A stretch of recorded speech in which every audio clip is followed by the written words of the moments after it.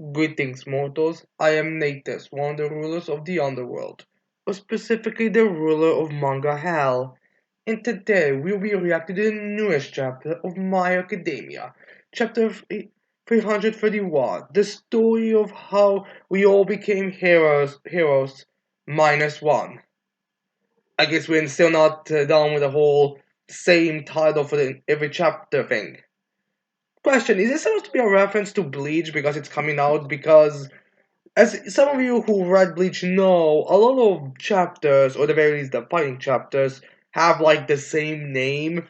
Like for example, in volume 65 of Bleach here, we have the titles being like the Headless Star, but no, first one titled number 7, and then at the end of the volume we have the March of the Zombies, and then to how long that fight was. Which is funny how we only have the start of the battle with March of the Zombies with the one that has Giselle, while the most of the fight is in the next volume. Funny, but what can you do, I suppose? Or maybe the fight's not that long. I mean, maybe it's actually short.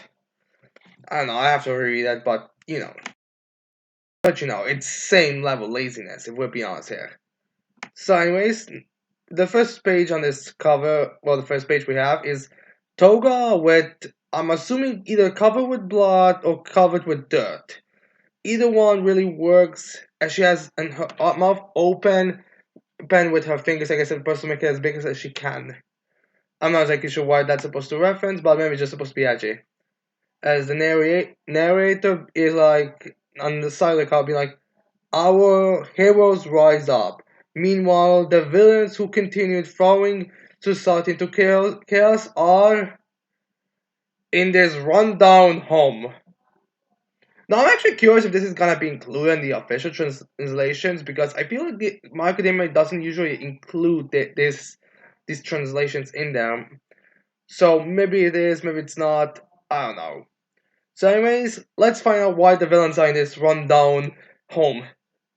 So yeah, anyways, then we see a building, like what it says, and then we see some words written on the walls of this building, being like "die" and "demon," "born of burden," "vampire," "demon," "get out," which is what this is referencing.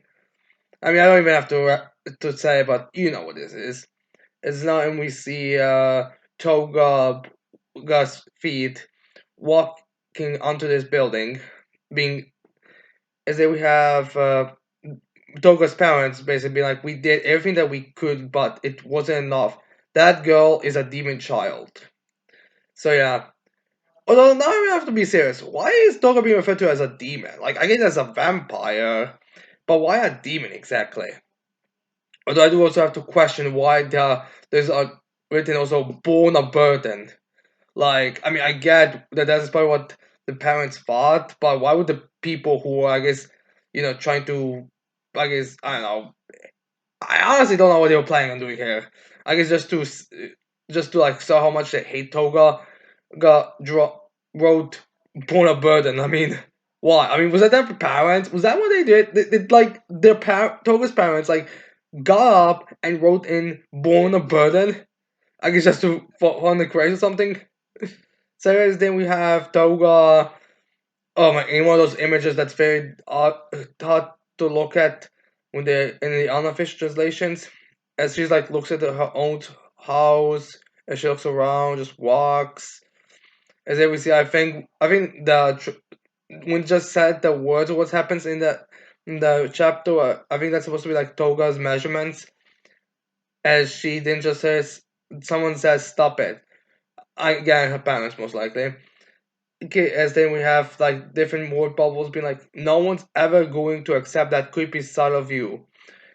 No one will ever like you, Himiko-chan. His face is so scary. I guess that's one of her classmates. As then we have Toga like going to her through the house, I guess to her old room, which even inside is written. Like, is this how it was abandoned after the first murder or something? Or is that someone like went back into do after the whole chaos? I don't know.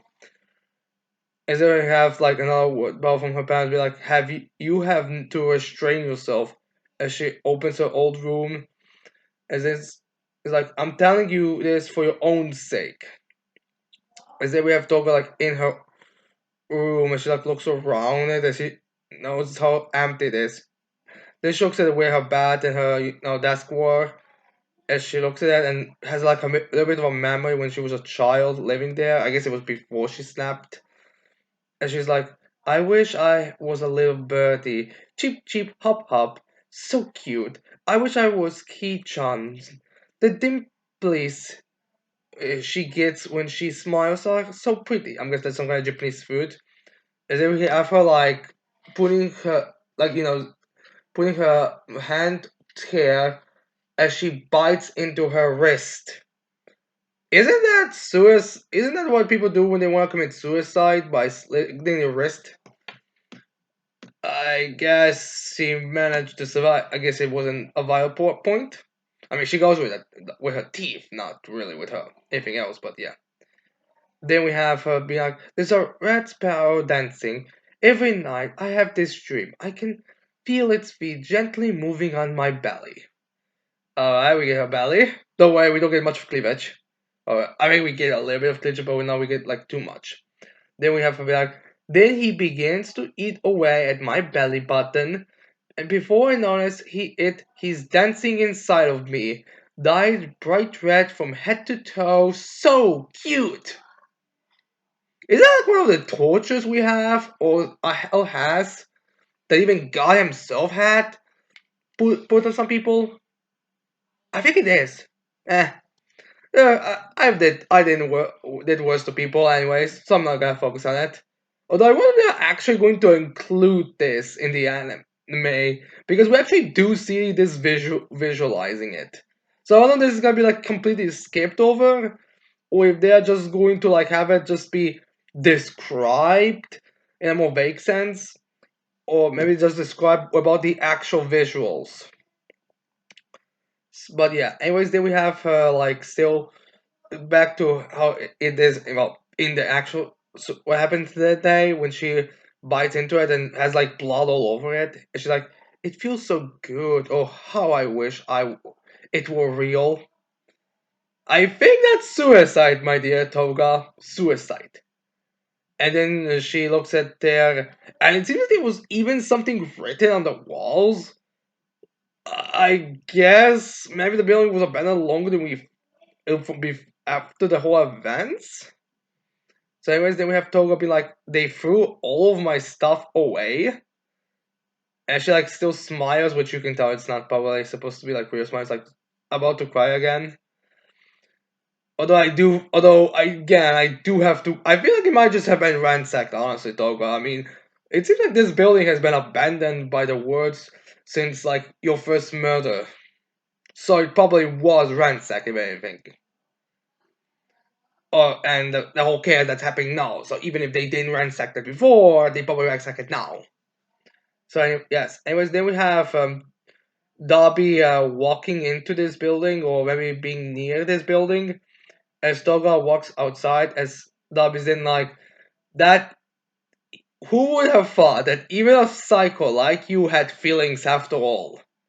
Come on, Darby. Toga has had lost since you met her. I feel like you should have known at this point that she has feelings.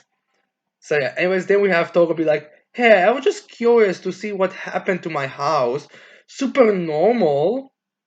Which is kind of true, but then anyways, then we have Dobby say like, huh? So do you think you have what it takes?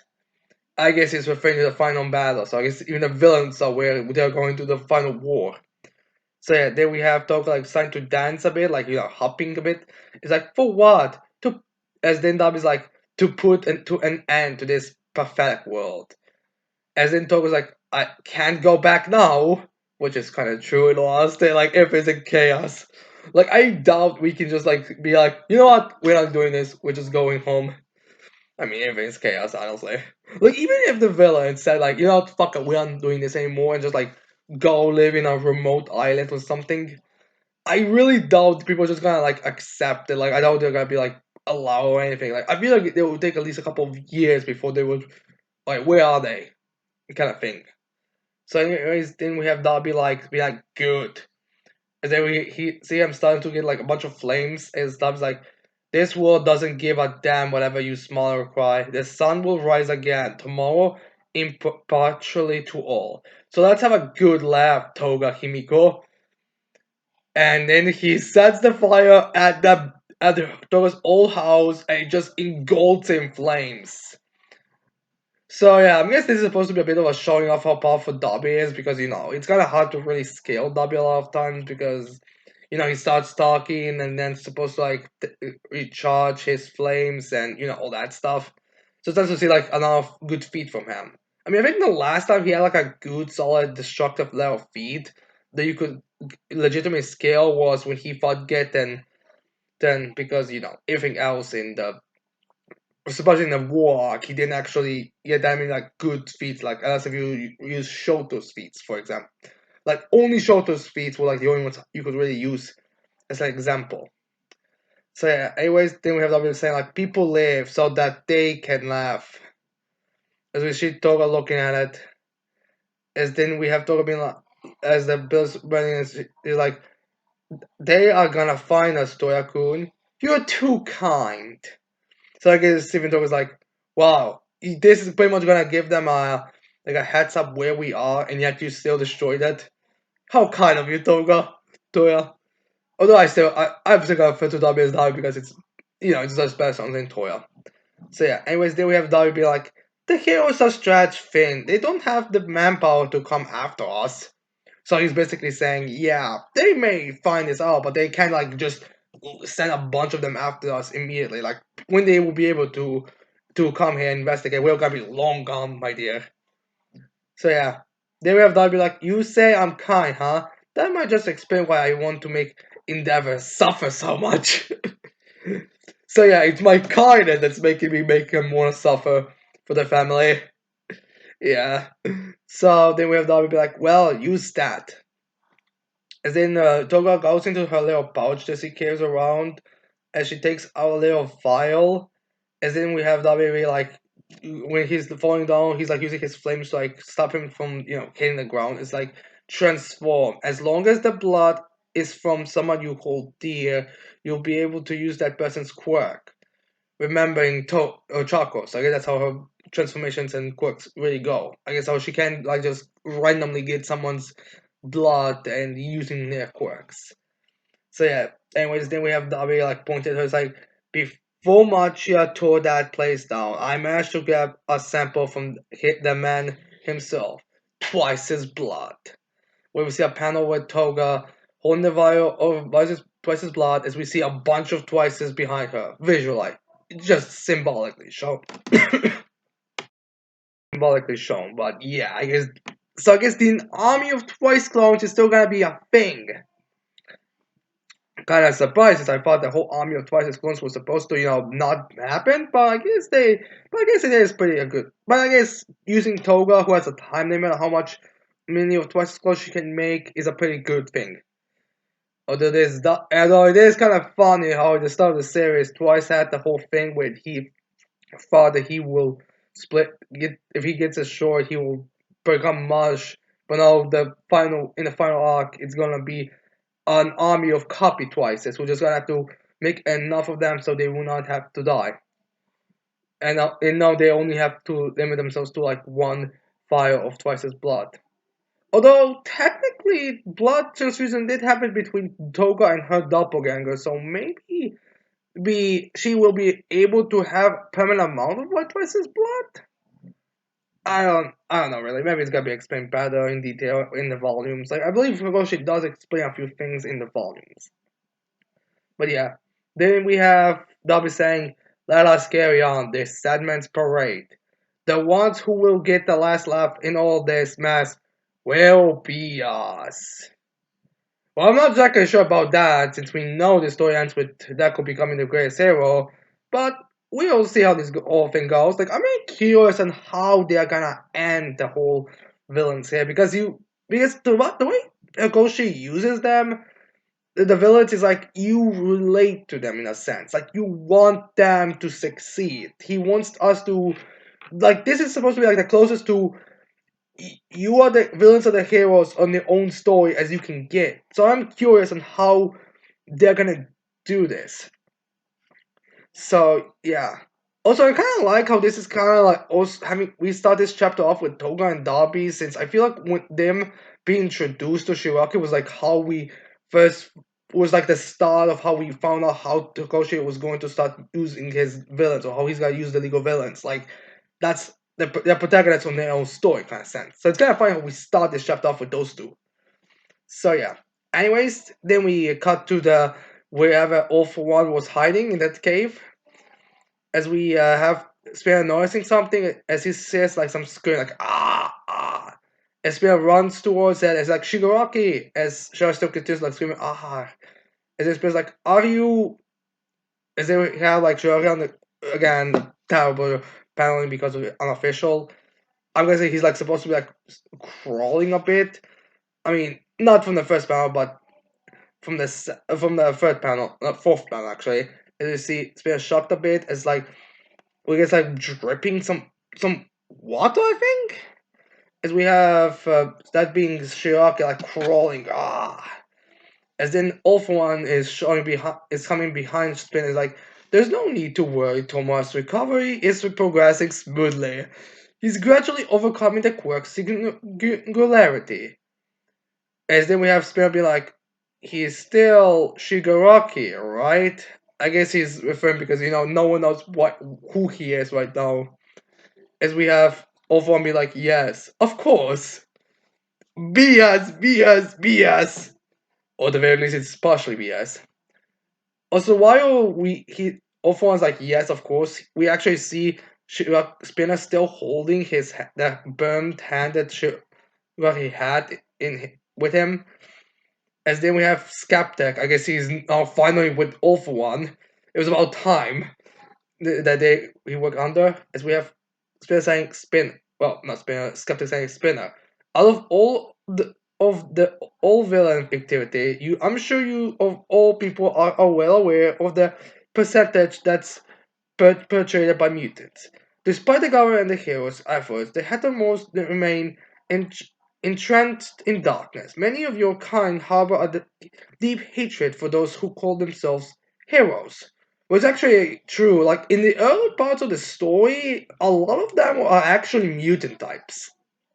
Like the first couple ones we see well are mutant types. A lot of the villains who were with Shigaraki attacking the students was mutant types. Like it's only been like in recent, well, I would say after the stain part where we like went more to the normal ones, the ones who didn't have like mutant type quirks, which is kind of true. So I guess Skeptic, the reason why is because they feel hatred towards the heroes because of the discrimination thing. So then we have Skeptic be like, we the remnants paved the way, but it was you, along with the early legal villains, who brought that figure to the public eye. You your costume was but a mere imitation, nonetheless, it became a beacon of hope for many mutants. As we see the regiment leaders as well as that little gang that would dress as some members would dress like Spinner that Deku came across with. So yeah, then we have Spinner be like, I'm sorry to say this, but got it all wrong. I never had any high ideals in mind going into this. I was just which referencing because Spinner was just a follower. He like there's even like a joke about it in the beginning of the League of Villains arc. So yeah. Anyways, then we have Skeptic be like, the die has already been cast. The escaped prisoners and rebels are awaiting your arrival. Which I don't think Skeptic is aware of how he says like prisoners and rebels. Like I think you should question if rebels is really the right word to use here. As then we have Skeptic, but you shall be the one to pull the trigger in Redastro's stat. I guess Skeptic originally thought that Redastro was gonna be the one to pull the trigger, but now it's Spinner's turn.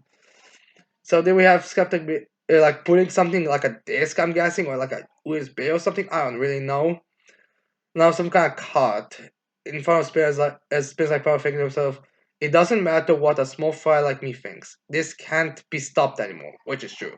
As they have often been like, the step you are about to take will bring hope to everyone. Yeah, no, but honestly, just use Spinner's loyalty to Shiaki as being not use any bright future shit.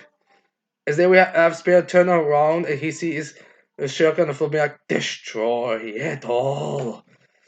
Which then we have Spinner's eyes black and I was like, whatever, I'm done thinking about it. If it's for Shiraka's sake, I will.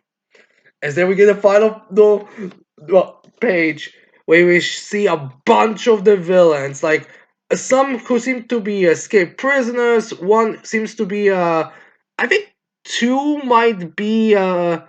I know one was from Dobby's regiment. You know, the guy who had a katana and that was also muted class.